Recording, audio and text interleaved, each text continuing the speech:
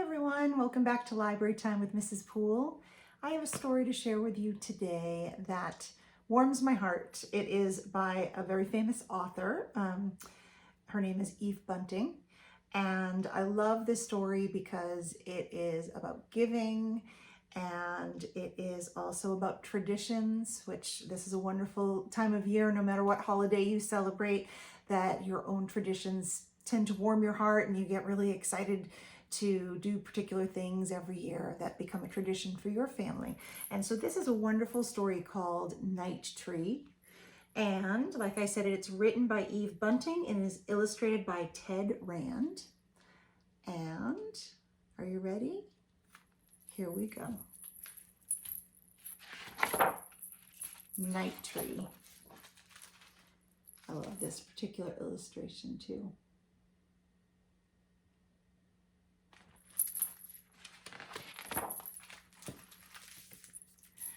On the night before Christmas, we always go to find our tree. We bundle up so we're warm. Nina is already wearing her boots that are too big for her. She has been wearing them all day. Dad sets our box in the back of the truck with the rest of his stuff, and the four of us squish into the front seat. We drive through the bright Christmas streets to where the dark and quiet begin.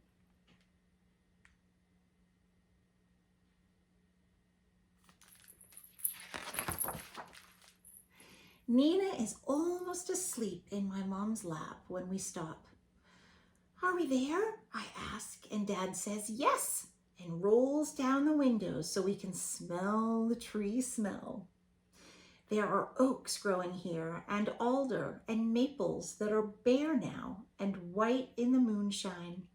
The pines and the spruces and the firs are green.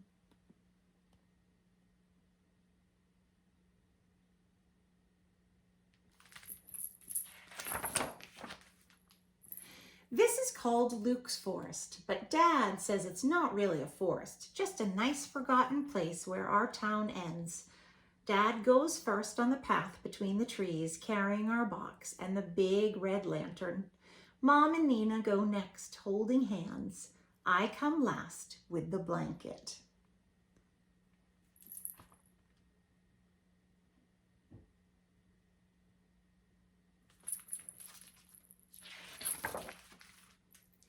It hasn't snowed yet. It's so cold, my breath hurts. The sky is spattered with stars, and the moon, big as a basketball, slides in and out between the treetops. Dad's lantern sweeps ahead. "Look," he whispers. We stop. A deer is watching us. I see the brightness of its eyes. Then it turns, and it's gone.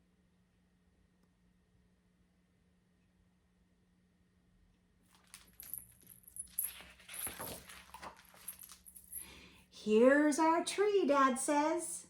It has been our tree forever and ever. We walk around it, touching it. It's grown since last year, I say. Mom puts her hand on my shoulder. "So have you." "So have I," Nina says. Nina hates to be left out.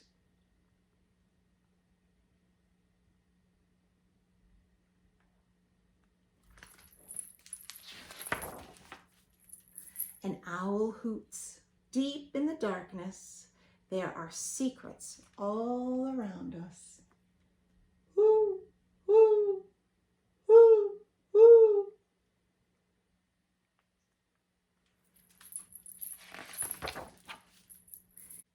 "Can I put on the popcorn chain?" Nina asks. She hops up and down and right out of one of her boots. Mom helps her get it back on.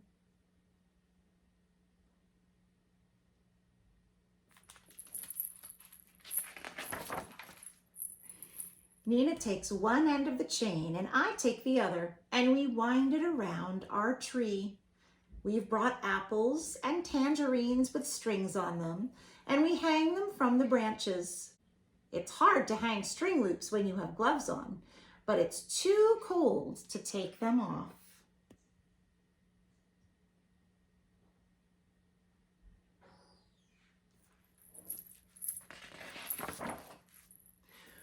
For weeks, we've been making balls of sunflower seeds and pressed millet and honey.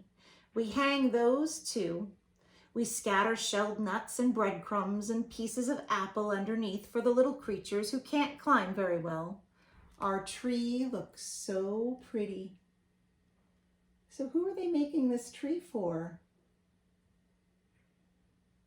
All the animals in the forest, right? So they come here every night on Christmas Eve to this tree in the forest at the edge of their town, and they make plans ahead of time to string popcorn and find all little bits and pieces of treats for the animals outside in nature.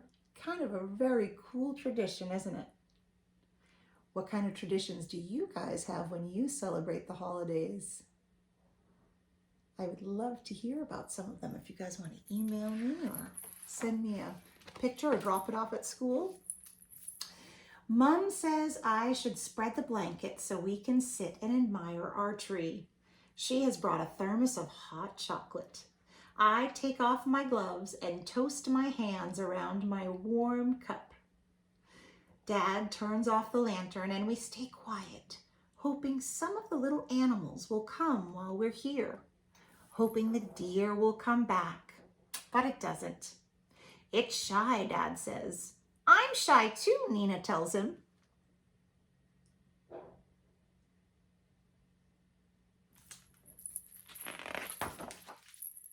Before we leave, she and I get to choose a Christmas carol to sing.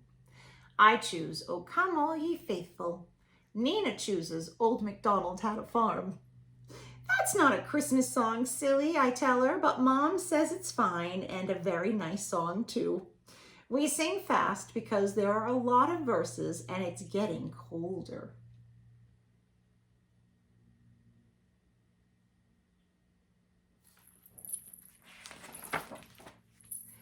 After the last E-I-O, we gather up our things and head for the truck. I look back once. Our tree has folded itself into the darkness, but I think I can see it still. Stars caught in its branches and the moon swinging lopsided on top. Nina gets tired and Dad has to wrap her in the blanket and carry her. I carry her boots.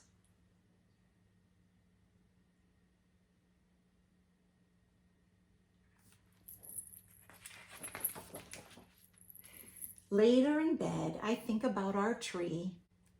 And sometimes, next day, when the aunts and the uncles and the cousins are at our house and it's noisy and happy, I let my mind go back to Luke's forest.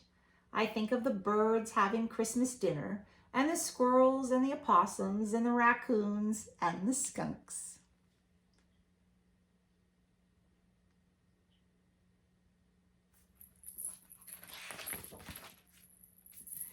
There might even be a bear because Dad says bears don't really sleep all winter, and if one's going to wake up, I just bet it would wake up for Christmas. Maybe a fox has come, stepping high on its thin, sharp paws, and they're all there together, singing their own Christmas songs on Christmas Day around the tree.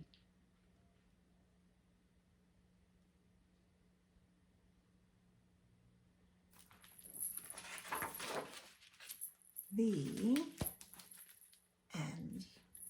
That is Night Tree. I just love the illustrations and the story. Hopefully you guys all enjoyed it too, and maybe it will spark a new tradition in your family. It's always good to help the animals this time of year outside in nature and give them a little treat too.